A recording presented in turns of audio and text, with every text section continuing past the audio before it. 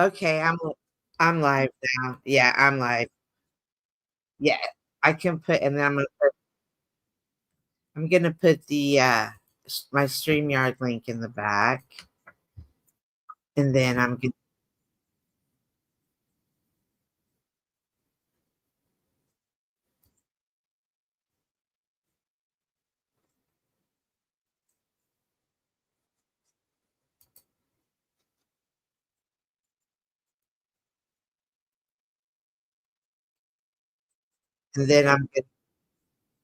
put, and then the live. Thank you. Thank you for having me up. And I'll see you in a minute. Wow. Let me go find Joe. Bye. Hey guys, I was live over at NPCs and we were having a really good conversation about DMT. There's a gentleman who came up and was talking about his experience with it. And Joe Cool was up there, but he says he's not coming back. But I'm about to call him right now. Joe, if you're watching, I'm calling you live. So you're not going to see how nice I really am to Joe.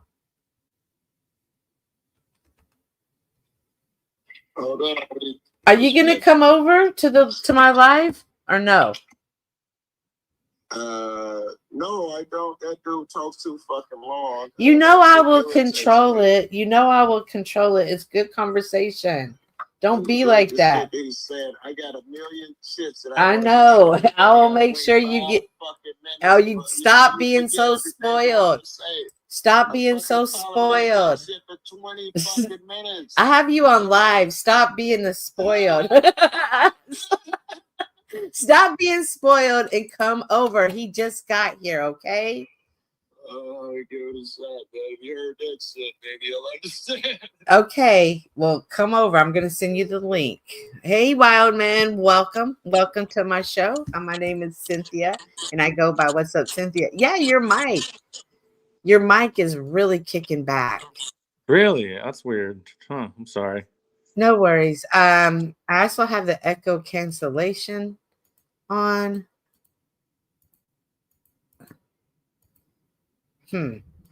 Awesome. All right. So I just called Joe because Joe was being a spoiled little brat and to invite him over. So give me a second to make sure he comes back over. But to the people who are here who may not know who you are, why don't you take a second and introduce yourself? Okay, I'll try this. I'm new to StreamYard here, so I don't know if my mic is being good or not. It's being good right now for sure. Okay, cool. Thanks for having me on. I spoke too soon. It's a pleasure to meet you and Joe earlier on Blackskin's StreamYard. It was really cool. So it's fun to be here now. My name is James, and I'm 41 years old, and I live in Santa Cruz, California. I'm a Marine Corps veteran, and when I got out of the Marines, I got really into psychedelics to try to help my mental health, and I found great success. More than just that, it kind of kicked off a spiritual journey, and I just wanted to learn as much as I can about all the different kinds of psychedelics. And I went through a kind of like a ladder where I reached up and grabbed a rung, and then the next rung, and so it was like I tried smoking weed, and then I tried mushrooms, and then I tried salvia, and then I tried LSD, then I tried MDMA, and then I did ayahuasca, and I've done ketamine, and I've been a yogi, and I do a lot of meditation and I do a lot of deep breathing exercises, and I take care of my health. And so I'm just on this crazy journey where I'm trying to go and experience, so I have all the knowledge of what all these things do. What are some of the similarities between them and some of the differences? You've tried a bunch of different stuff. I'm talking to you, wild man. What are some of the similarities between them and some of the differences? Similarities and differences between the substances. Sure. So, you choose which ones. So mushrooms and DMT. I think you mentioned earlier was about. I'm not sure it was you. Yeah, we talked about it. Yeah. Joe. Joe's back. Yeah, because if you eat enough mushrooms, it will give you a very similar to DMT experience. because of the chemical. The DMT is actually, I think, I learned this from Terrence McKenna. He calls it 5-phosphoroxy dimethyltryptamine. It just has 5 extra phosphorus molecules connected to the DMT, so it's very, very close to the pure DMT, which we're talking about. All right, I'm gonna be that rule guy. No, I wasn't asking for the chemical breakdown of them. How do they relate to you in your experience? Are they similar? You can astroplane off of these 6, you know, or these ones that you can see so and so, or some of them totally different where they take you different places. Got it. Well, they all are definitely different, but you can reach different levels. So they're like, if you take like a microdose of a certain chemical, you can experience kind of like it's the handshake of it. And then if you go deeper, you can really go out of body. Mushrooms will take you out of body. Very good. Very good. Salvia will take you out of body. DMT will take you out of body. And even ketamine, you've heard of people going into the K-hole. That's an out-of-body experience. So all of these can actually the similarities is they can take you out of body if you go deep enough. Very good. Do you have the same experiences with them? Like we were speaking about, how does everybody on DMT see the same thing? Do you see the same thing on these other drugs as well? Are these other hallucinogens? There's where I will say the difference. Like mushrooms, you're gonna see, like if you have your eyes open, you're gonna see like the walls morphing and things get really like gooey and morphing, and you kind of actually enter what feels like a dream-like state. Whereas DMT, the difference is you are going to be blasted into a whole different reality where the walls aren't you don't even see you're not even seeing the room anymore. You are completely in another realm, and it's all made of matrix geometry codes of light. Yeah, I would agree with all that shit. I've been there over there, and your assessment of it seems spot on. All of that shit. And also the different entities, man. The way when I did it, I could tell. I didn't go through the preparation that you and Sam was talking about, but I could tell by a person's heart whether they were gonna see the good guys or whether they experienced it in a bad way. And sure enough, the guys who I thought were good-hearted and kind, and all of these guys, you know, they could experience it. And the guys who I was like, that nigga got some demon in him. It brought their demons out. And a couple of one of my really good friends and another guy, the famous graffiti artist at the time, both of them said, man, what hell just happened? I was possessed. I was like, yeah, I know. By some evil. Yeah, I know. And they weren't prepared. They didn't have the vibration necessary. They didn't go through the people singing in their ears and putting them in the right so-and-so to make it good for them, I think. Yeah, that's why the before you do ayahuasca, the preparation and the diet is very key, because if you don't do the diet, you'll hear about people just vomiting and shitting on themselves. I've heard about that. Yeah, horrible trip. That's because they didn't prepare. Yeah, interesting. I didn't know. I thought everybody just threw up and got the shits and stuff. Yeah, no. I didn't throw up or shit myself at all. So interesting. All these motherfuckers who do it, it'll be some white suburban dude, and he'll go in there and he'll do it, and them niggas just heave, and it's the worst experience. I thought that was just the norm. Yeah, it's the norm for people who didn't prepare, and they need to be cleansed, because like I said, this is a medicine and it purges all this stuff out of you. So if you have a lot of cleaning to do, then you're going to be stuck just doing the cleaning work before you get sent into like the real beautiful realms, Let's give you an analogy, because this also seems to be close to the, if you could mute up Wild Man sometime when, you get some feedback through your mic. Is an analogy when near death, it seems to be close to a lot of the stuff that we talk about, super close. If you check that shit out. And this one guy who had what I thought was a credible story, he talked about when he went over there, his was through death, not through drugs. Someone met him and told him, you can't go over there yet. And they taught him shit. He said, for what took 3 days over here, it was no time over there, but 3 days over there, I mean. And then he called it like, I reached the right vibration. I think he used that word, but if not, that's what I used to interpret it. And then they could take him over to the other place. It is exactly what you're talking about now. A motherfucker had to go through the cleaning, purification. He had to prepare, get burned out, all the analogies you use before he could go over to the other place. And he also said that when he went over there, there were different doors, he would call them, where you could go to different dimensions in certain places.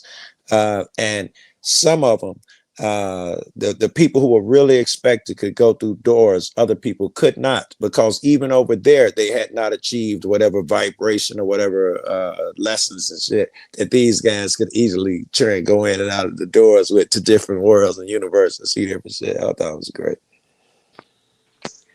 Yes, that's absolutely correct. And in fact, if you smoke, there's people who smoke way too much DMT, and the entities will be like, "What are you doing here again? you haven't learned your lesson." And they will say, "Stop! You're not allowed in anymore, and you got to work on yourself." I've never heard that. Yeah. Wow. Now, you said earlier, since you had left the military, this is something you've been doing for your mental health. How long ago did you leave the military? 2008. 2008. And you've been doing this for 10 years, you said? Yes. In fact, I the first time I smoked salvia was in 2006. I love that that you got that background and the way you say you began it.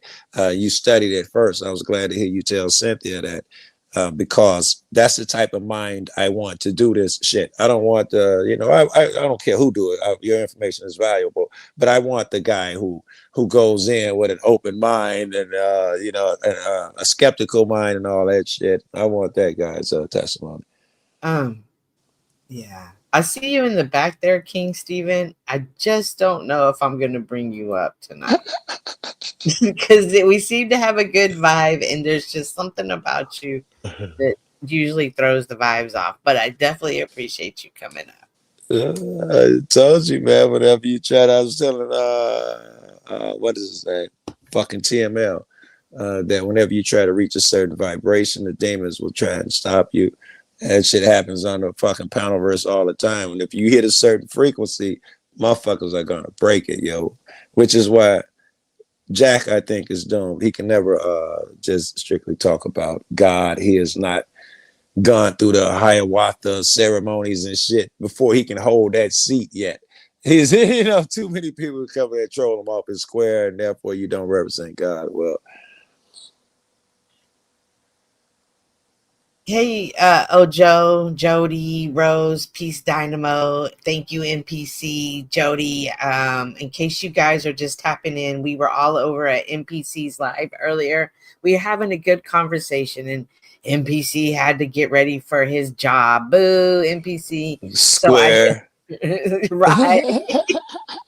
But I definitely wanted to continue the conversation over here. Wild Man Ninja, who apparently is also trained to do the American Ninja Warrior, is just really having a good conversation about his experience. He's got an incredible backstory. Yeah, I got to hit it. Shit. If you missed it, he's lived a lot of different lives, including one of them I think was Marine. I'm sure it was military. And then he studied different hallucinogenics and shit. And he's been doing them. Oh, he's tried all different kinds and shit like that. And that's what let us hear. If you missed it. Yes. Oh, and he's also the first gay graduate from SMU. Go ahead. No, he's not. No, he didn't say.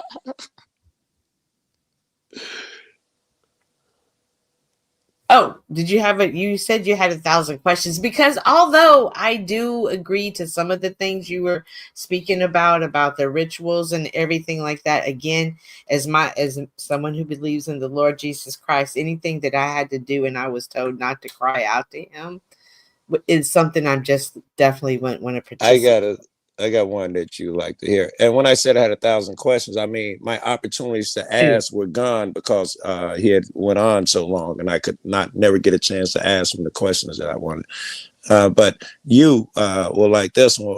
The very first time I did that, met those people and all of that stuff, I cursed at them. because I was a bad guy, and I was sent to the burning hell, burning with my flesh sloshing off and all of that shit. And the place where I was at, which sounds like what he's talking about with the ayahuasca stuff, turned into something horrible.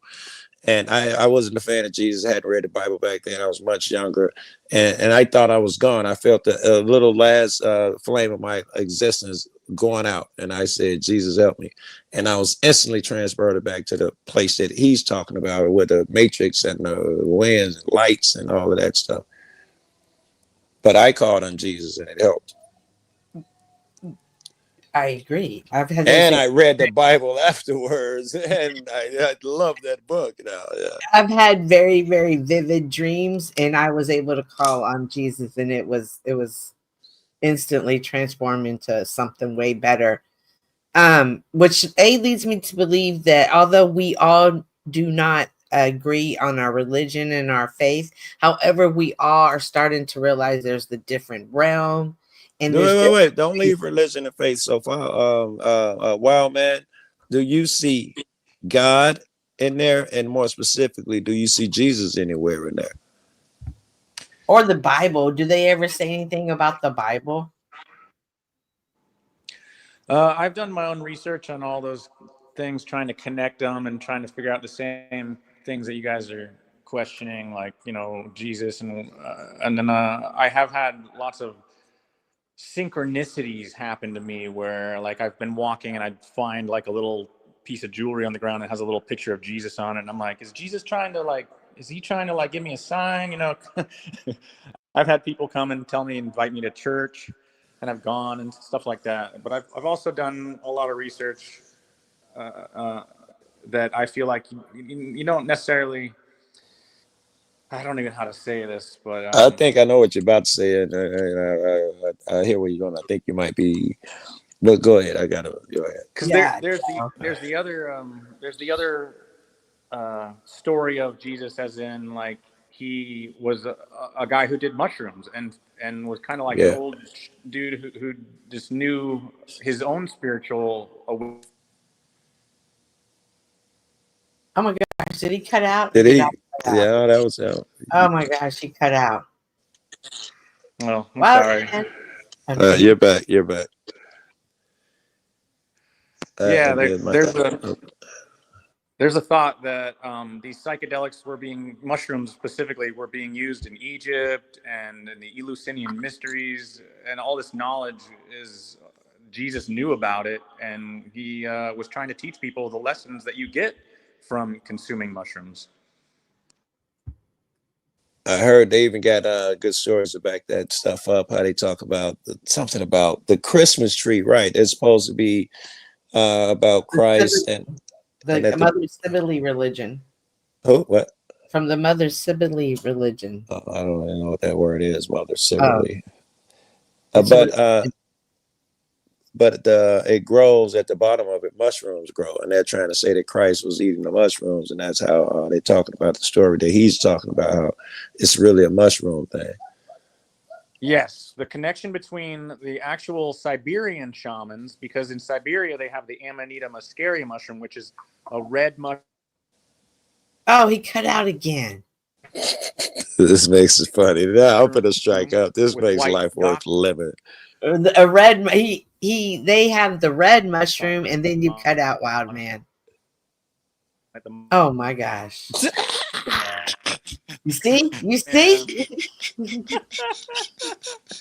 It's all the different spirits. Now you're in the spirits, bro. Yeah, you know what I'm saying, and I'm a believer, and so it's interesting to see. Brothers that went to God, bro. Stephen pop up, my man Mike started acting crazy. Yeah, I'm at work. I'm at work and I'm trying to run around and I'm in different spots, so my internet's going in and out. I apologize. You're super good now. You're super good. Okay, so the Mario mushroom, the red and white one, it's the Amanita muscaria, and it grows underneath the pine tree, like the Christmas tree. And the reindeers love to eat the Amanita muscaria mushrooms. See? Oh. So there's a connection there. Yeah. It was an internet issue. You're good. You're good. You're clear as fuck. Huh. when we talked about people who've had the experiences, Joe said that sometimes they don't come back the same.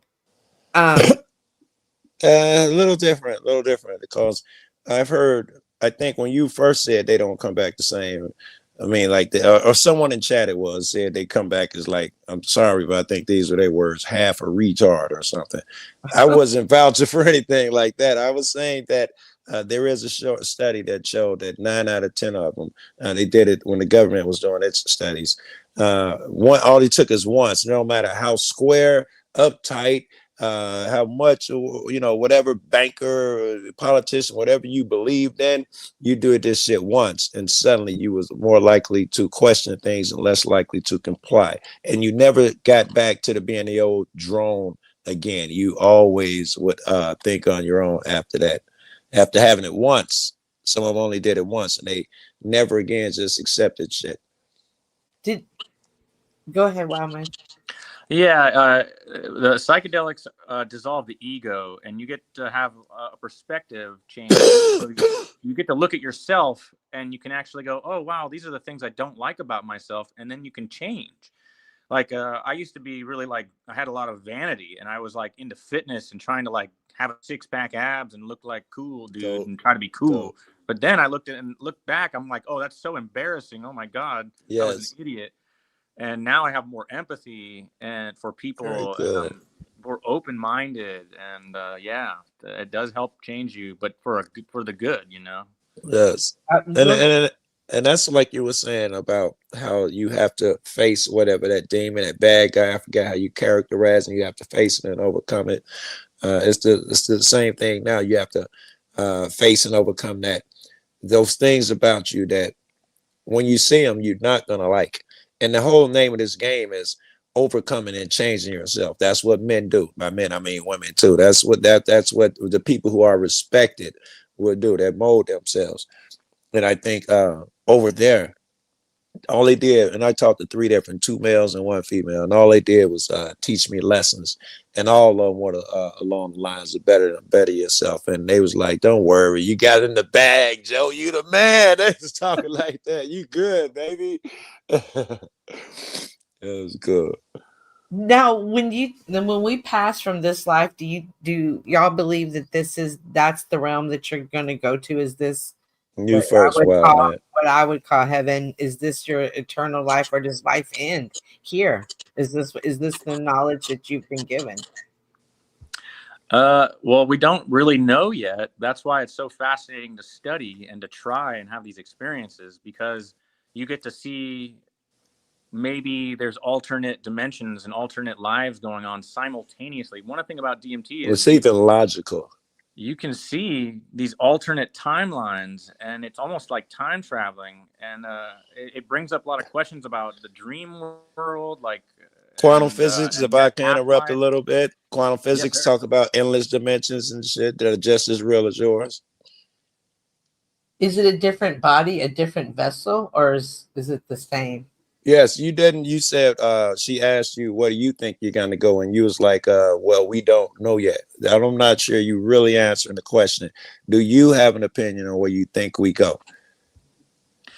Yes, I do think that there are many lives that we're living, and very good. Like the game, the game of the Life of Roy, and that. Why? I like Rick and Morty. I don't remember fucking Life of Roy, but I dig what you're saying. Why would we just be doing one life at a time? That's small thinking. Yeah, I think when this life ends, you wake up and you're in another life, or in a higher dimension, or a different just different dimension. Right. I think we said 2 different things there. This is one, and you move on to another and another. I believe that as well. But you made me think now that the rules are so big. We could be the same guy, could be living all them lives and all them dimensions at the same fucking time. It could be the same individual doing all these different universes and dimensions. Yes, I agree with that. And I agree that when we leave this particular place, we're gonna go into something different. This is a video game. I use that analogy on these panels all the fucking time when people do the virtue signaling and you know, someone could die and you know he's such a bad guy and like what if motherfucker you woke up, your friend got hit by that car and all you did was want to kill that dude and blah blah and you woke up and found out it was just a video game. It was some GTA shit. Now you feel like an idiot. You know, 18 niggas got hit in one game, run over, and you're fucking the nigga on the corner whining. It was just a game. There's your friend right there. They're absolutely fine, trolling you. They thought it was the funniest fuck. Yeah, in fact, like we might be all this. We might be all actually playing. We might be all the same person playing just different roles right now. Ooh. See, that's what's trippy too. Yeah, there's the truth to that, right? Yeah. So do our paths cross? Like for instance, tonight, does it cross by our design or by design of something? That's a great question. I can answer that from my ayahuasca journey. Because when I did ayahuasca, it told me, it said, it told me, it said, you chose all of this. Everything that's going on, you chose it. And I was like, why? Why would I allow all this pain and suffering in the world? Why would I create this game? Why would I create people getting blown up and, you know, kids suffering? Why would I choose that? And God told me, this is what it said. It said, it's the only way that you would remember me, God. Oh. That's happy. I'm so glad you took the time to say that. Oh, Wizard. We are speaking with Wild Man Ninja, who is telling us about different DMT, hallucinogens, mushrooms, and his experiences. He's done them for over 10 years. Earlier, we were on NPC's panel. NPC is like, oh, you have to do it, Cynthia. And although, well, Wild Man is so well articulated. He speaks such knowledge. It's definitely nothing I'm interested in. However, this does sound like something because I'm interested as fuck. I can't believe it. Because Wizard here goes out into the mountains and does much. Wizard, if y'all Wizard, I appreciate your input. Wild Man, you made me think of another one again, a near-death thing. You said you chose this. You chose all of this. A kid who had a near-death. He said the same, and I don't mean like a little bitty kid. He had the same shit, and he came back and told his folks, and he said that he particularly remembers choosing them, and the last few that he had whittled it down to, and these are he was explaining, I chose y'all, and, you know, because it was a revelation to him too, and he was trying to explain to them how it was that, you know, he chose them. And I don't know if I'm extrapolating or if he said that, but down that same course, you choose all this shit.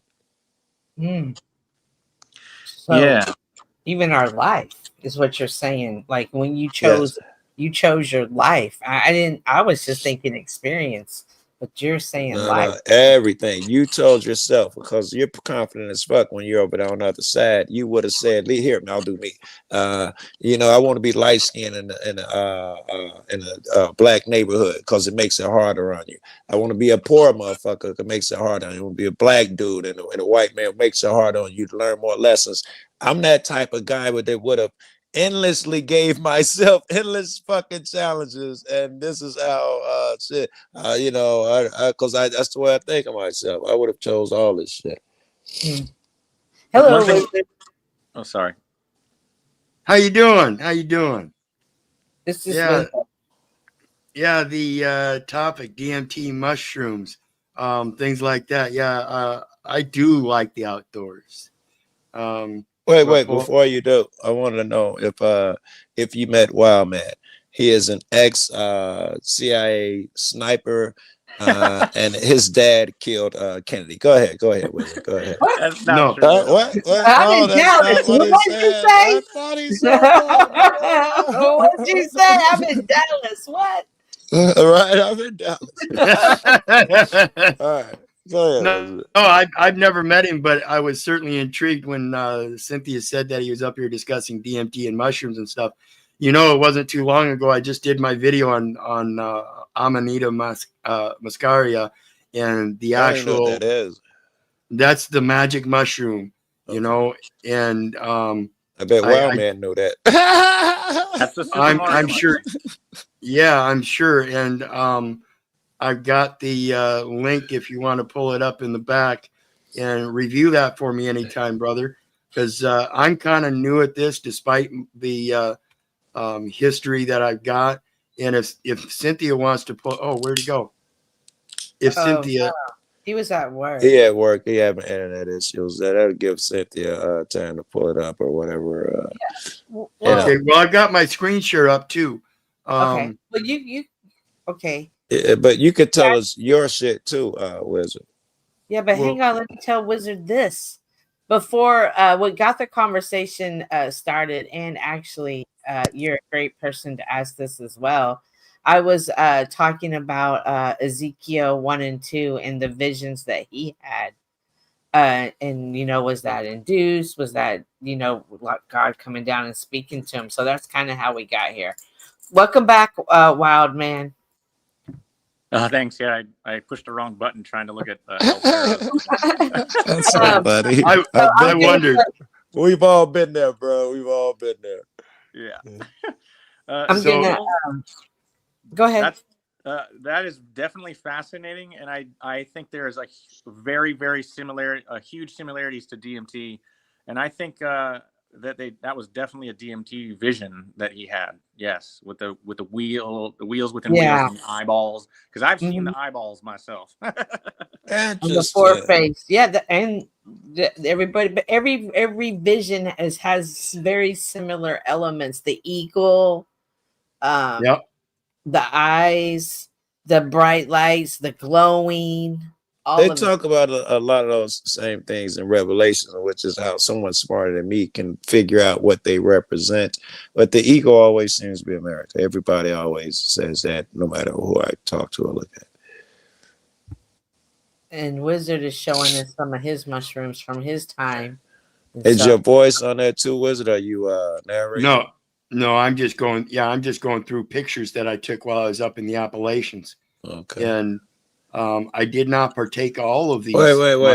I was gonna say, how do I know these ain't mushrooms? I just put in a stew and eat. How do I know these aren't just regular mushrooms? How do y'all know what mushrooms do what and how? I've studied mycology, and I recognize a lot of those mushrooms myself. Yeah, they ain't all the same one. That one right there, I just assumed it was all the same type of mushroom. Really? Okay. No. Now she's showing different ones now. She's showing different ones. I only saw the first one. Yeah, these are gorgeous mushroom pictures. Wonderful. Thanks for sharing. Yeah, and the Appalachians are great for a diverse mycology there with the netting that people are used to. It looks just like spider webs. When you pull up all these leaves and stuff at the bottom, you're going to find out an intricate little web network is under there. And that goes across every inch of soil on the earth. It's web of what? What are you saying? That web of like Mars? Mycelium. Yeah. And it's actually their activation of their sexual organs. It's their communication network. So are you saying it's like I don't know. I'm not sure because I've never thought of what you're saying before. But when you lift it up and you find a mushroom under there, there's mycelium and some type of network that it was fostering and spreading out. Is that what you're saying? Correct. That is what you're saying. Yep. Just like yeast. Yeast covers every element in our. There you go. Wait. There's a movie that did that with some red dusty shit. And it would stream out and do that. I don't know. I'm super high. But have you seen Fantastic Fungi by Paul Stamets? I don't think I have. No, not yet. But like I said, I just got into doing my first mushroom review video, and it was on the health benefits of Amanita muscaria and how those that partake of it cook it down and dose it, either through a tea type tincture or by drying it out and microdosing. Yes, that's correct. There's an ibotenic acid in it, and you have to you have to convert it. Right, you have to convert it through decarboxylation. That's correct. And then you can consume it without it being poisonous. Peace Dynamo is asking, don't mushrooms come from decaying organic matter? Good question. We was talking about No, that is false.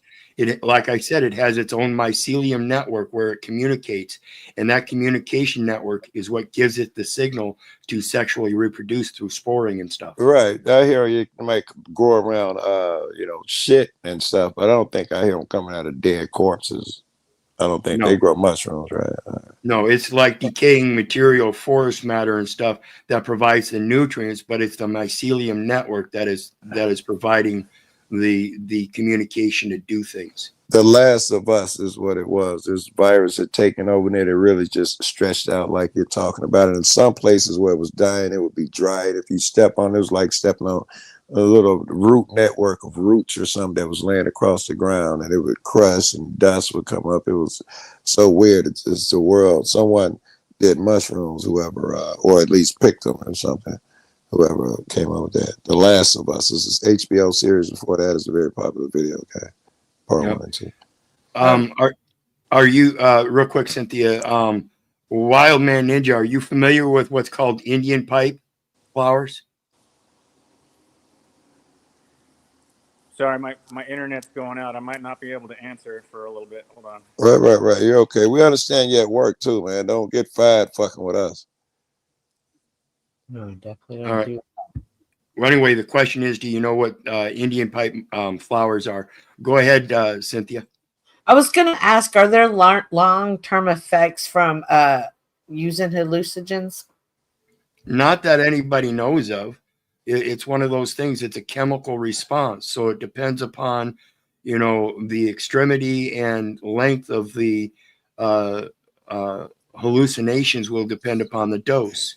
What about this? Was it? I've always heard, and I thought it was propaganda. It may be true, but the main thing they say is why you should never use hallucinogenics. They say because if you do it once and you have a bad trip, or if you use it anyway, you could have a bad trip, and for the rest of your life, you could have a flashback, and out of nowhere, you're right back in that world, and you're going through a bad trip. It can happen to anyone. I'm like, is that true? And and they say it all the fucking time, like it happens all the time. You just walking down the street or driving down there, oh my God, you have a mushroom attack from 20 years ago. That can't be real. Well, and that goes to the wiring because it affects your neurons, your neurology, the neurological connections and stuff, the firing. And if you overdose, it can cause like a burnout, an electrical burnout, where you would have a short that something like that might happen. Right. That might account for the one person that somebody was talking about that was different. But yeah, I've got an extensive history of various mushrooms in the Appalachians and the Ozarks, but it's just more of mine is the learning and educating myself of what they are. And that's why I have all these pictures. Right. And there are some that I did recognize and did eat, but Amanita muscaria was not one of them, even though I've got a few pictures of them. They're brighter. I would have thought that you would have had to work a lot harder to find the mushroom. Apparently, they're just out in the open, and I didn't expect them to be so vibrant. None of them, not reds and yellows and shit. Right. And this yellow one here is just another. It's an Amanita muscaria, but it's a yellow. They come in red generally, but as they grow, they may change colors. And this one just happens to start out yellow. And the Amanita you're talking about, is that the one that cyclosilin? Magic mushroom. Yeah. And I showed you one here earlier that was as big as my hand. Yeah. Right. I was wondering how big. You can't tell scale. I'm looking at piece of wood in the back. I don't know how big that piece of wood is right there. That I can, there's some scale for you. Yeah. And also that's just regular. That if that motherfucker get you high. Yeah. So yeah, that's my pictures. I too like drugs. Ooh, what's up, Ortho? What's up, El Perro? What's up? What's up? I like that banner you got. Let's dance. What is that? Oh, What? regulators. Let's dance. Damn. Or I thought of one day you didn't come on in the morning. I had been up all night doing something. I was like, perfect. Taking a break. I must have been editing. I could take a break. It's like 8, 9 o'clock in the morning. And this is the one morning your ass and the crew don't go live. Man. I couldn't catch you. I don't think I you had were. to. I had to take some breaks, man. I Very took 2 good. days back to back, Yeah, but I wanted to spend time with family, clean up, yeah exercise a little bit more than I usually do. I'm glad to Go hear juice. that you did that. I think your internet's in and out of it. No, it's my mic. It's messing up. Oh, okay. I got to get a new one. All right. Mm. So, Just come in to say hey to everybody. Hey, we were talking about DMT and mushrooms over at NPCs.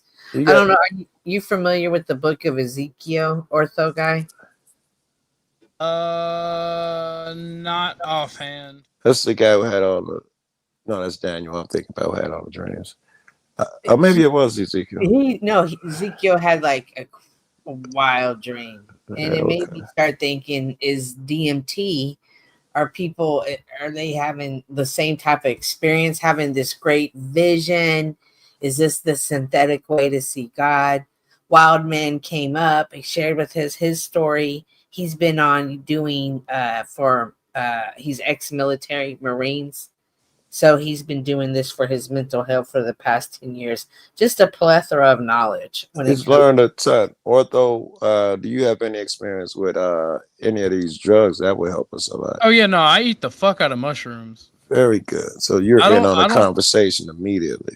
Yeah, I don't know what people are talking about it helping with mental health. Like it sends me on an emotional trip. In a good But, way, like, bad way. Either or, it depends Yeah. on how much trauma I've dealt with or trying to process. It Right. goes along with what he was saying. Yes, you have to face certain traumas and things. It makes you face them. Has But it helped you overcome ain't- those certain things? No, absolutely Oh. not. You say no. Like when there's a bad trip, when there's a bad shit on shrooms, man. Yeah, When it's a bad emotional trip, yeah. like it puts me out of commission for a couple days. When it's a good trip, it's really good. I've never had a bad trip, yo. I've had some bad shit go down. Dude would say that it was because you weren't prepared. He'd put it on you. He'd say, these people were being Orthodox guy in this case was being irresponsible because you have to go into it with the right mindset. He'd have told you a long, drawn out story about how some people in the village, how they prepare, they sing you songs. You have to go on a diet. It takes 28 days. He'd have told you the long version. Yeah, that's retarded. That's retarded. Oh, it's not. You cannot. Just do shrooms because it literally makes you it makes you think. It makes you think, it makes you relive your past. It literally forces you to either get over your trauma or succumb to it. And at this point in my life, I'm not ready to get over it. So I'm going to keep battling it until. Wow, man. I hope we can hear you. I hope you heard that last. Mild man, tell him how important it is. Nothing. Sorry, I was just running around again. No worries. Right. I heard that though. Good. That's what I was hoping. Do you agree that instead of facing your fears and getting over them, that it's horrible? It crushes you, or whatever his characterization was. You mean like bad trips or something? Yeah, he was talking about bad trips, and we were saying that you were saying, at least I think you were saying, that it can be avoided if you go through the right ritual and all of that type of stuff. And he was like, bullshit. Oh, absolutely. If you go through a ritual to never have a bad trip, can you face the? That's just. I was specifically talking about there's like a method to the madness, and if you do the dieta and you fast and you cleanse yourself and you go into ceremony with respect, there's a lot to it that really helps the trip, you know. And if you don't do it, then you're going to end up just shitting yourself and having to vomit and facing all these things that are about you that are going to be, it's going to be like looking in the mirror and you're going to see all the ugliness that you feel, and you're going to have to go, wow, I'm going to. What all are you doing? Because like I'm just talking about shrooms. I'm talking about ayahuasca, but also mushrooms, because mushrooms are a ceremonial psychedelic, just as much as ayahuasca is, and can be treated with just as much reverence. Yeah, see, I don't make a religion out of it. I got Jesus for that.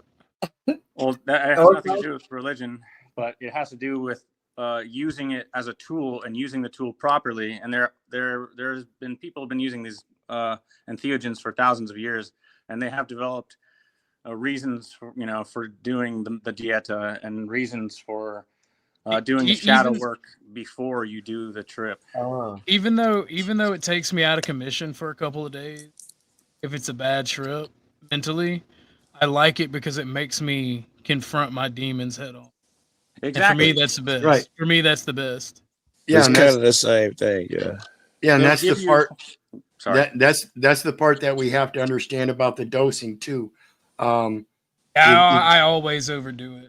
If you go too far, you end up with those glitches decades later, where you're doing those flashbacks we were talking about earlier. But if you do it right, it's leading you into the contemplation of better and better and better, instead of doing it all at once. Interesting.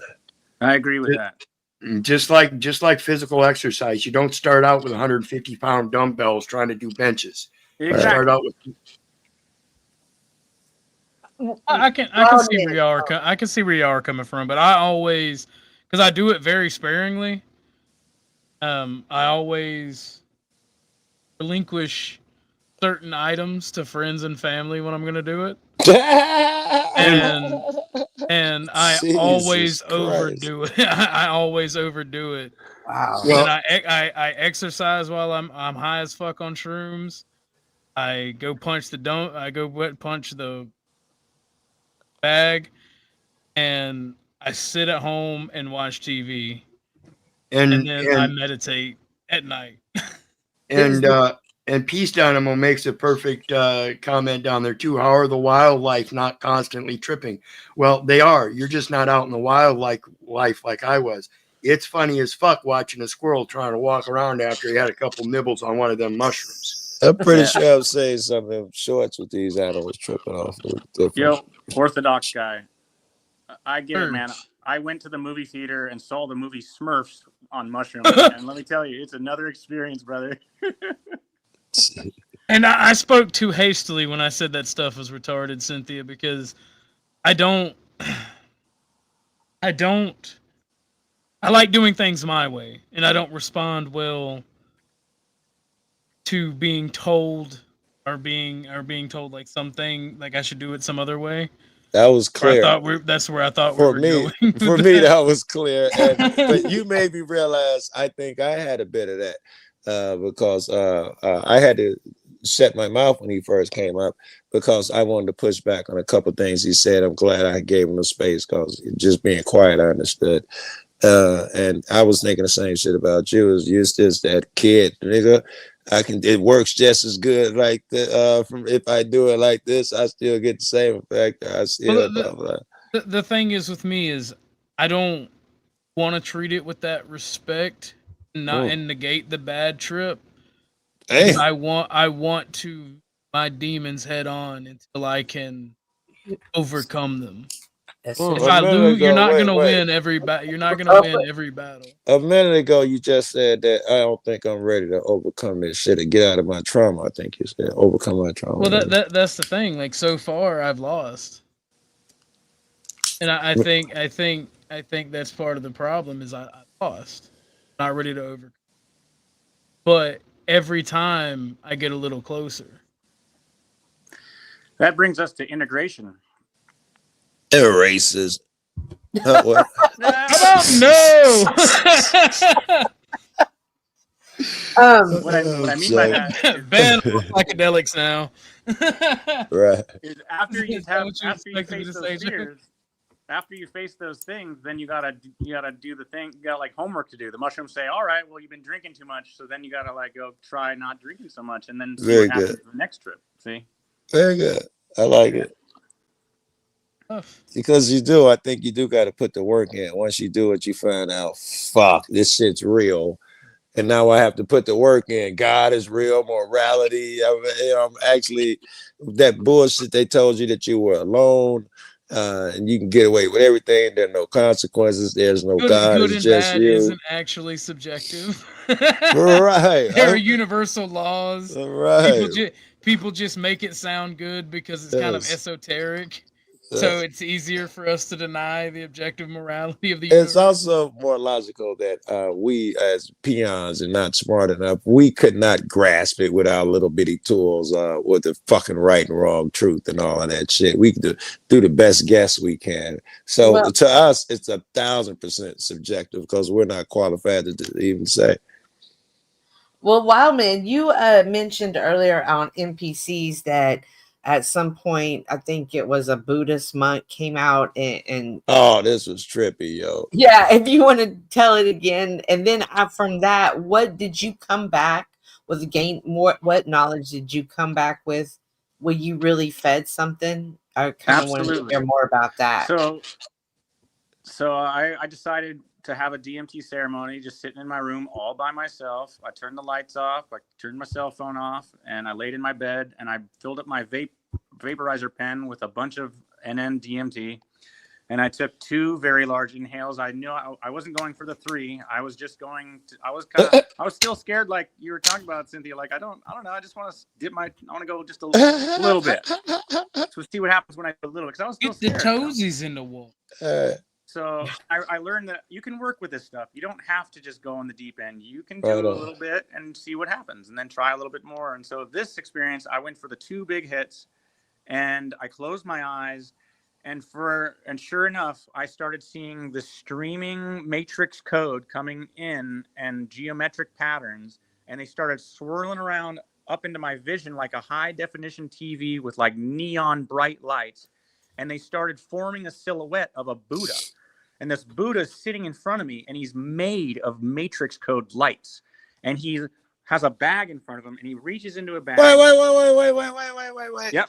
In the movie, isn't there a picture of a Buddha with a matrix code? I've seen that image. Damn it, I'm finna Google it. Go ahead. I've seen that I have somewhere. an Instagram. And I made a painting of it. I can maybe put a link in this thing. Is it in the movie or something? No, I don't know that. But I made a painting of my trip, and I can show you this painting. A picture of it. Just piggyback, if everybody's having the same dream, I'm pretty sure someone in Hollywood had the same type of vision. That'd be dope.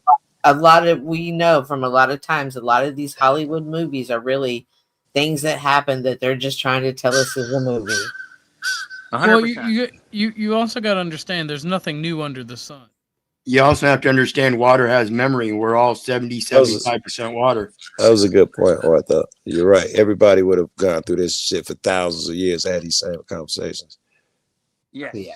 And you look at these temples, like in Islam and in these Arabian temples, and the mosaics are literally DMT visuals. They're so beautiful. These guys have had to have been smoking DMT to build these temples. But I digress. So I'm looking at this Buddha, and he's reaching into this bag, and he's pulling out something, this device-looking thing that's like twisting and turning like a Rubik's Cube, and he shows it to me. He reaches out and he's like handing it to me, but then his fingers like plug into me. They like shoot out and come right into my head and my throat and my belly, and it's like being plugged in to my chakra points. And all of a sudden, all these codes start streaming out of them and coming into me. And I'm reading them, and it says love, healing, light, happiness, love, healing. And I'm reading the code, and I'm feeling full of all this love and light and happiness. And I'm going, yes, yes, yes, please, thank you. This is what I came for. And I started feeling like I'm literally being healed, like Jesus is healing someone. You know, like I felt like a miracle was happening to me personally. Be blessed. Later, man. And so after these codes are injected into me, after the trip, I felt like I was healed, like something happened to me. And I was able to just let go of all this pain, like pain was gone that I used to have, like all this mental health trauma, like it was gone. Like I had my depression lifted, my desire to smoke cannabis every day, all day is gone.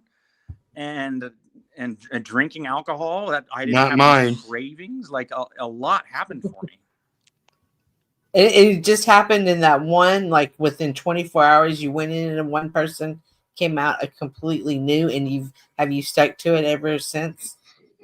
No, I have definitely gone back to smoking weed and drinking and still enjoy those things, but I don't have this craving like I need to do it. Like I used to like really need to smoke weed all day, every day.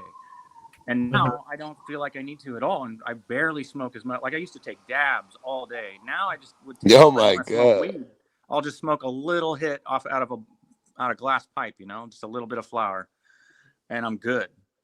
Yeah, But, to your point, I'm the same way. I used to smoke joint after joint or have a bowl loaded at all times, smoking it constantly. Today, I have the bowl loaded, but I only take a hit every once in a while, just something to kind of cut the edge. Yeah. Leah's asking, Wild Man, do you feel terror when scary stuff occurs? And I guess also, do you feel joy and excitement in these dreams as well? Like, do you still have the same human emotions? Absolutely. I'm more me than me. That I'm like the healthier version of me. Like in the past, before the medicine, I felt like I was sick. I had mental health issues. Now I feel like I've got through those things, and I'm my better version of myself. And one thing I want to say about like the ayahuasca, like I told you guys how I felt like God was saying, why did you? Or I was saying, why have all this suffering in the world? What's happening? Why is all this pain? Why would I cause that? And he said, you know, I don't remember that part. Oh yeah. Yeah. It was like, why did I need to do this? And God said, it's the only way you'd remember me. Oh yeah. And that was such a beautiful moment and a lovely connection. I just really felt like I was communing with God. But at the same time, I felt horrible about it. I felt shame. I felt guilt, like it was all my fault. I love it. See, yeah. That's what everybody, why would God allow all this sin? Why wouldn't he just correct everything? In some ways, you know, the devil was created. That's the only way you'd remember me. And I do think that everybody would be over there gaslighting like me, like my ex, talking about how great they are. You know, that'd be the whole conversation over here. Of course, I'm the God I follow. I'm the greatest and all of that shit. Truth is, you withdraw the hedge, as the devil say, and all it takes is very little things, man. A little fame, a little money, a little, what do they call it, mob mentality, a little security. Come with us over here. Little shit you sell them out so quick, and the next thing you know, yeah, man, you can tase that old lady. It is against the law to run that stop sign. The next thing, you so far from God, you got no fucking idea. Yeah, it's a beautiful thing to face those fears, and while you're in the moment and you feel all this horrible shame and terror and fear, it's also a form of purging that out. It's confronting it and then learning from it. Yes. And each one you think is the end of the world. You know, each time, and then you realize after the fucking 18th time, fuck that, I've been doxxed 18 times in a day. After the 90th time you've been doxxed, it wasn't so scary. Yeah, and for example, like I'll be driving and then someone like does something like flips me off or cuts me off, or I don't get angry at that person. I go, whoa, we're on the same team. We're both humans. Yes. We're both just trying our best. Yes. I have compassion for the situation now instead of jumping right into it. I love it. I got a buddy, one of my best friends, his name is Patrick, and he is the exact opposite. If someone's trying to get on the expressway, he speeds up to block them getting in, and You know, he's one of those assholes. And I'm the other guy. You know, I'm easy like Sunday morning. I'm thinking of you beforehand. He's going to need to move over here because that guy is double parked, and I'll slow down and make sure the guy gets in. I'm the guy who stops and let everybody in, all the people cross the street. I'm sure pedestrians love me. I'll block traffic so a motherfucker can get across the street. Wild man. When you go into these experiences, do you always go back to the same place? Is it the same people? You go see the same Buddhist people, like the Buddhist monk again, or is it something new every time?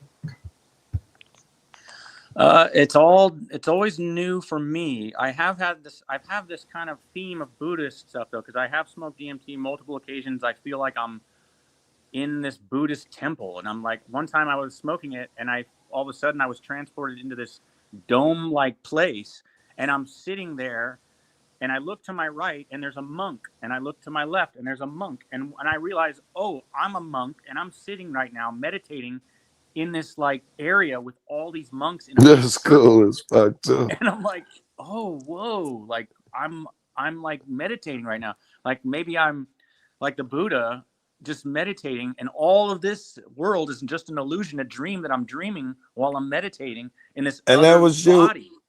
That was you who said, and you communicate telepathically, right? Did Yeah, you say that? You're not talking, but you're definitely getting these telepathic messages. Check this out. Here's one that I did with one of my buddies. I got blitzed. I went all out. I don't even know if he even smoked. I was smoking a Happy Stick, wet, lovely, for the bombing fluid. I don't know what y'all call it, y'all state. And my buddy, he couldn't have did what I did because he was driving and he was pretty much conscious. I had lost it on purpose. We was going back to my crib, to my apartment. He was driving his car. I'm in the passenger seat. And I was just thinking where we left. I was like, did I grab my wallet? He's like, yeah. What about my keys? And because of the way my mind works, I'm like, this nigga's thinking awful fast. He's finishing my thoughts, not my sentences. And I said the thing in my head. And he responded, no, you picked him off the dresser. He heard me. So when we got back to the apartment and all of that shit, we rapped for a minute, and I talked the entire time, just telepathically, if that's what it's called, to him, and he will respond verbally. And we had a whole conversation. Because I'm a nerd, I tested it to make sure. I was like, stand over here, go over there, sit on the bed. I'm saying it telepathically. He's like, Nick, I can hear you. Look. And he would sit on the bed. This shit crazy. But I wanted proof. He could do this, do that. And I was like, all right, well, shit, this shit's real and all of that. He's like, well, what's next? I was like, I do this shit all the time. And whenever I go here, I immediately, look for the good and good people and all of that type of stuff. And he was like, well, cool. I say, well, all right. He's like, I'm rolling with you. I was like, who you rolling with? He said, I'm rolling with you. I said, I'm rolling with Jesus. That fucked him up. Immediately, an evil entity came in. He's like, man, fuck that. I don't want to talk, man. Talk. I was like, you can hear me. I'm not gonna say anything. Man, talk. Open your fucking mouth. He grabbed my lips, literally. And this is true. I picked up a Bible. It backed him off for 2 seconds. I opened the Bible and tried to read it. I was so blowed I couldn't read. I had no fucking chance. He snatches the Bible. He's like, nigga, you so high you can't even read it. I read it. He goes, he points, and it reads. I skipped a very important part. He tried to get me to talk. I wouldn't talk. He tried to get me to eat, and he was pulling at my lips and shit physically. And it was around Halloween, and he was trying to put the Halloween candy corn things in my mouth. And I took it, and I faked like I ate it, faked like I was chewing. And he turned around because he was reaching for more. He was like really evil. Yeah, that's it. Eat another one. And that the next day they're all around where I faked it and sat it on this dresser, on this shelf. They're still there the next day. And he tried to make me drink water. So it was important that I left that out, because when he touched the book, it said, do not be mad at the guy who tries to give food and drink to the mute. And I read the Bible at that point. I was like, what the? I don't remember this part, but it's in there. And it freaked him out. He backed up off of me. And I remembered, because I've done this before. I was like, fuck, you can create any world you want over here. And me and my girl stayed together. I was like, I need Colleen to come in here right now. As soon as I had the thought, her keys hit the door. tink, tink, tink. She walks in, and then I have a negative thought. I was like, oh, I hope she ain't on this bullshit controlled by one of them evil fucks. And she immediately come in and snatch the Bible out of my hand. And I snatched it back. And this was the first time I spoke. I say, what are you doing? This was the first time I spoke verbally. And her eyes just popped like she didn't even know what the fuck she was doing. She comes straight in. She don't say hi. She loves my best friend, Boo Man. She ain't seen that nigga in weeks or whatever. She ain't say, hey, baby, give me a kiss. She came in and tried to snatch the Bible out of my hand. And when I was like, what are you doing? She like, I broke her out of a trance. It was crazy, man. And I got a bunch more like that. Wow, that's amazing. Did you break up with her? Did I break up with her? Yeah, this was a long time ago. I was early 20s or something. Huh. I think he can get that everyone. would be an example of, well, maybe not, of like another vessel coming in, I mean, another entity coming into your vessel.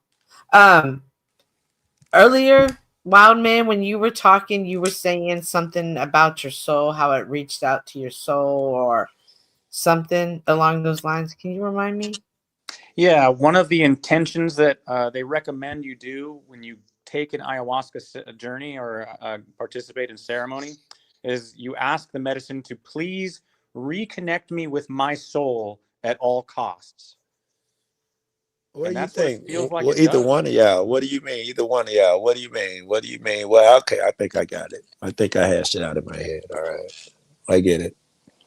Well, I let's now, is soul and spirit the same? Because I don't think they are, and I think that's interesting that it was redirect my soul and not my spirit. What's the distinction? I hate to get into definitions, but I don't know the distinction. I don't think. I don't know. A spirit guides you, and soul is part of you. I don't. Yes, you want your spirit to guide your soul. I don't understand. Help me, Wild Man. Do you think they're the same, Wild Man? I think you could definitely think of them as the same, but I think you could also make a differentiate them. Like the soul is the spark that is the same as what God everywhere. God gave you a soul, and your spirit is like the energy of your consciousness. Okay, like very good. All right, they're separate. I have a distinction in my head.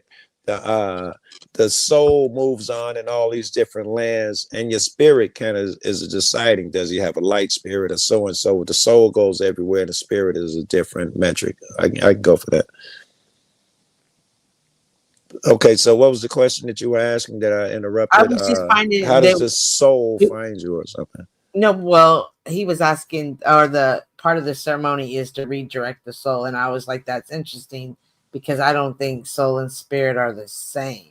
But if it's the soul, even by that definition I just gave, isn't it like what you really are outside of this meat bag, and it directs it? It sounds like it's really saying spirit, the way Cynthia is saying, direct my spirit. Right, well, I'm thinking of, direct the spirit. I would want my spirit to be directed and not my soul. Because, of the flesh or of the spirit. And soul would be more precise for the trip, because when you go on that journey, your soul might be literally have to go in different places, like different dimensions and shit. And you're asking them to direct you which direction to go for. So direction would work. So I was wondering if y'all thought that soul and spirit were the same. Well, so I wouldn't have thought about it, but now I see how there could be a distinction. There's a saying in Buddhism. It's Om Mani Padme Hung, and it literally translates as "Hail to the jewel within the lotus." The jewel is your soul. Very good. That's good to hear. What's the lotus? Yes, meat bag.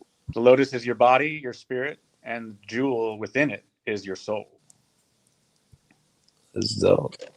Oh, now imagine this, and I think this ain't a hard leap for Wild Man. But you're a Christian. Here, I'll take the long route. I don't know if you know this, but on the tiniest level, you cannot matter cannot touch matter.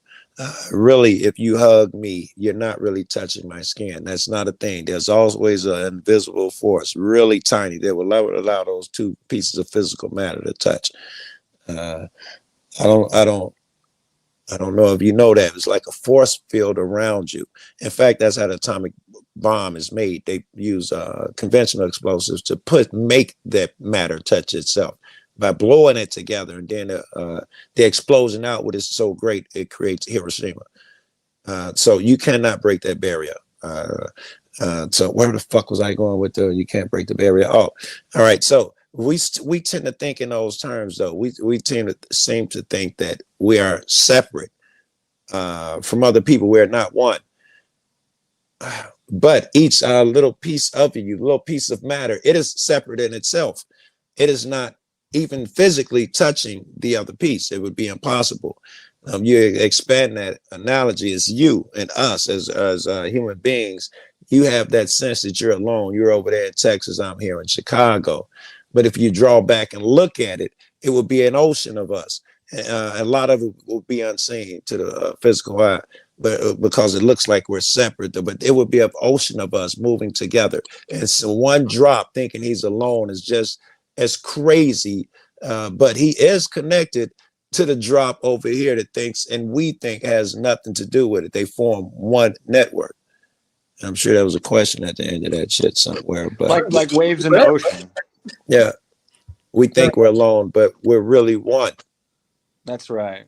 The illusion is separation, and it's there Yes. for a reason. What reason? To trick us into doing and to test us. That could only be it. Put us away from God and see if we're really going to stand strong.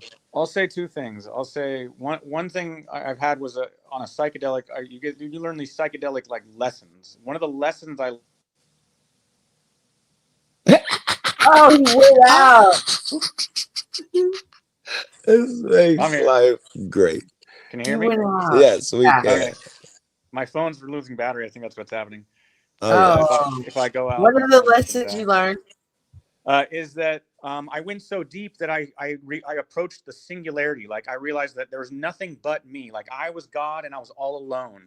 And I realized that is so sad and boring and alone. And I hated it. And it felt horrible. So what I did was I created this whole reality and a sense of separation. I wanted there to be separation so that I could experience all this not aloneness. And the second thing I want to say is Alan Watts spoke about this, where it's like you're in a movie, like life is a movie, but you don't want to go to you want to yell at the audience and say, hey man, this is just a movie, because the audience is trying to enjoy the movies. Like, shut up, I'm trying to enjoy it.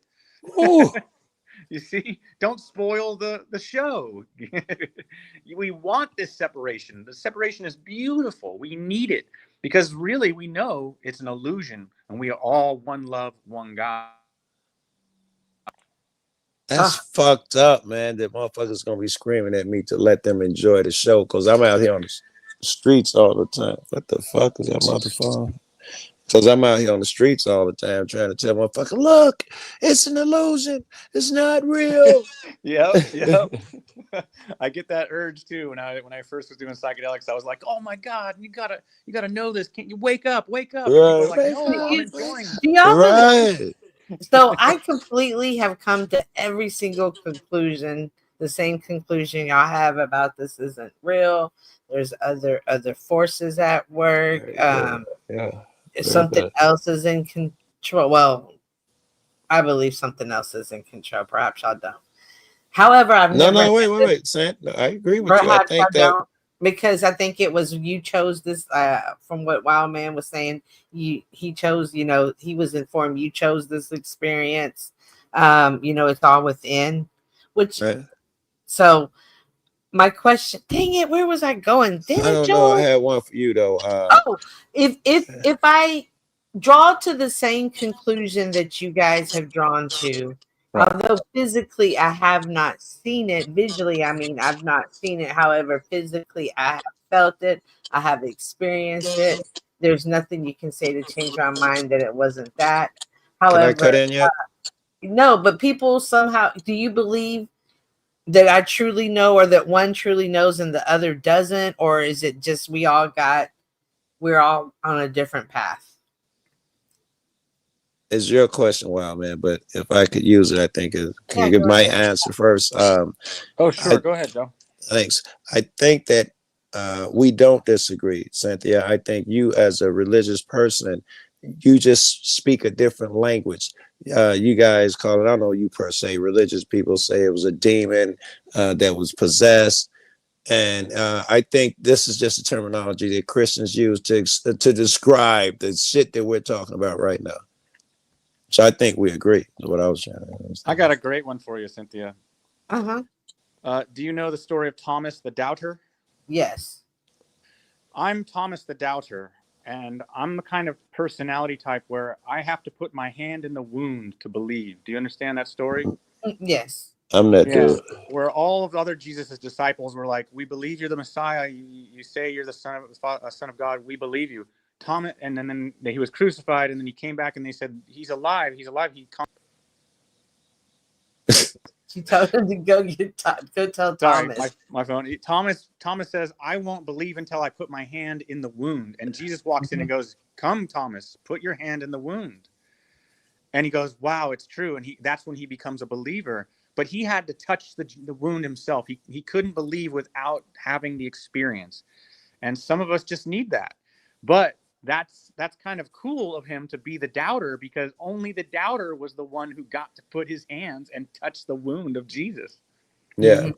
And in a way, I think that's what I was saying. It's so cool of you. You're kind of a natural doubter. The Marines in your previous life, and the guy who fucking reads about the shit before he does it. What type of square motherfucker does that, right? It's a very short deal. You're just getting high at a rave somewhere. Someone slips one in your mouth and you're kissing some random chick and the world begins. But the guy who studies it, and then, you know, that guy he's kind of respect him more. He was like the Doubting Thomas. I know he's going to do a more thorough investigation. Yeah. Indeed. I just had to see for myself. One time, real quick, I'll share. When I took LSD, I was watching the sunset, and I literally couldn't believe my eyes of the beauty. I was looking at the sunset, and I was going, I've seen a sunset thousands of times. Why is this so different while I'm on LSD and I'm tripping? And I had this vision. I had this memory of thinking of like Jesus healing the blind. I was like, I once was blind, but now I see. It was like a miracle to me. And the LSD gave me that miracle. So let me go. Let me go. Listen, I usually, I'm in Colorado, usually like at least had 6 months out of the year. And there the mushrooms and shit is legal. So, you know, I hadn't, you know, tripped in so long. It was stupid. So I remember I tried, give me some mushrooms. Then after I tried about 3 times or something, I started getting serious. I'm like, you know, I don't even feel it. And all these niggas either grow it or sell it and all of that shit. So I was taking like crazy shit. I remember I was throwing up, man. You know, I was past that. Joe, it started off, don't take more than half a gram. I was like taking handfuls, give me the whole quarter bag. I'm in the car just eating it. And that didn't work. My man come through with the acid drops on the sugar cube. We tried 1, 2, 3, 4, and all it do is make me sick at some point. And I remember, you know, thinking, I just can't trip anymore. And one of my buddies, they got love, says, Joe, that's because you're there all the time. You know, you can't get where you are. And with you saying that shit, I am literally that dude who cries at every sunrise. Soon as I leave somewhere, I miss my friend. I'll cry in 10 minutes and I'll see that sun come up and I'll be like, thank you, Lord. I'll be like, you better stop, Lord. I'm okay, gonna be able to see you. I'm gonna kill both of us. You know, you got to stop with all the crying shit. I see that shit everywhere. I appreciate it in everything, everybody, I see it everywhere. And I wonder if that's why I can't, you know, get there anymore. Because what the fuck are you trying to do? Well, that's something Alan Watts used to say. He said, you can't just be tripping all the time. Once you get the message, hang up the phone. That's dope. You don't need it no more. You got it. You learned it. It's Alan Watts. There's this guy who speaks about some shit. And I just took his name in and sub his channel because I think it was Alan Watts. And he used to talk about how stuff like, you know, the government and stuff like that was a fiction. And could that be the same Alan Watts? He talks a lot about that kind of stuff, but mostly about the connection between East and West philosophies and Zen, Buddhism, Okay. and psychedelic knowledge. I wonder if it's the same dude. I so miss this guy, Sound Minds Behind the Woodshed. And I was just beginning as a cop watcher. I had no idea the type of knowledge he was dropping on me, but I was attracted to it. Now I've met so many people and examined so many philosophies. I want to hear that same message. And it sounds like Alan Watts was that nigga name. I've been looking to hear it. And I've been looking for the dude on the internet. Somebody else had his name. I was like, yes, I saw, I don't know, months ago. Sound Minds, is that you? Do you remember the name of that guy? It was a different Sound Minds. Yes, sir. Alan Watts, man, you can listen to that guy for hours. He's such a good speaker. Yes, and then every weekend he used to go on Sundays. It was a different speech. I'm like, this motherfucker, it never ends. He could play the same guy. So apparently he had a bunch of you know, shit on tape. Yeah, he had All hours and hours. Yeah. Cynthia, I think I'm gonna abandon you, man. I was sleepy an hour ago, but I didn't want to go to sleep. I got some work to do before I go to sleep. Awesome. I gotta save this project I'm working on. Nice. All right. Wow, man, it was nice meeting you. If I came off offensive, it will happen again. But I do apologize. Not by it. Enjoy it. I appreciate you, Joe. Thank you. It was a pleasure to meet you tonight. It was fucking awesome. Thank you, Sam, for talking me into coming back over here too. I mean, it was on live. All right, I'll talk to you later. And then also, wow, man, I'm probably gonna end. And I know your phone was about to go, but I really appreciate you coming up and sharing your story, and just especially how it helped you. And I hope that it does inspire others who may or may not be going through the same experiences that you have. Absolutely. I think sharing is caring. I appreciate getting to share. I do. Awesome. I'm gonna ask one more question. Do you share this with a lot of other vets, and do they try and have similar experiences as well? At first I did. I was all about like, everyone needs to know this stuff. Like, here, I got to tell you about this. I got to tell you about this. I'm giving DMT to my friends, like, smoke this. And then I realized, you know, some people were abusing it, not doing it right, or they just wouldn't do it. They were too scared. I'm like, and I started getting a realization, like, maybe I should, you know, it's not for everyone. And I had to learn, like, it's okay to just not, you know, be like super into it, and that's all I want to talk about. Like, I realized that it's not for everyone, and I can't push this on people and be like, oh, you need to do psychedelic. It's like, no, you don't. It's okay. It was good for me, and I'm more than happy to share, but I don't go around going, you got to do mushrooms, you got to try DMT. Like, I used to kind of feel like that way. Yeah. Cool. I feel like we're so much the same but opposite ends. We have a lot of the same conclusions. I feel the same way about being a Bible reader, a Bible believer, a churchgoer. And but I learned not to dump it on everybody, just to share my story. And so hopefully us having this conversation not only inspired people from your words, but my words as well. Exactly. Yeah. I have friends that are like, you got to read the Bible, you got to, and it really turned me off. So I get where that's coming from. Yeah. You felt that the same way. Yeah. You got to just, okay. Yeah. Well, like I said, I'm reading Ezekiel. He's having this vision of splendor in God's glory. And I hear a lot of people talk on the DMT, and they speak of something similar. And I was like, interesting. And so I'm glad that we were able to have this conversation tonight. Now, do you have a channel? I have just a normal YouTube that's just personal stuff and my kids and me on Ninja Warrior, me surfing. I'm the Wild Man Ninja. I'm James Scalar, and I have an Instagram that it's called Wild Man Ganja, and that's where I post all the pictures of my DMT and mushrooms and weed. Awesome. Well, if you will leave those in the back chat, if you know how. If not, I can grab them from NPC, because I think he knows you, right? Yeah, because he knew you were the Ninja Man. And then I'll make sure to link it in the description because I definitely enjoyed this conversation. So yes. What's the name of your channel that we're on right now so I can check you out? What's up, Cynthia? Okay, got it. Wonderful. Awesome. Thank you Well, so thank much. you. Thank you so much for coming up. And it was nice meeting you. Do you have any final words? God bless us all. I really pray. I pray for everyone that we all get through this together. Do you see what's happening? Like, I see a lot of people saying left and right and this and that, but in my opinion, I see it as good and evil.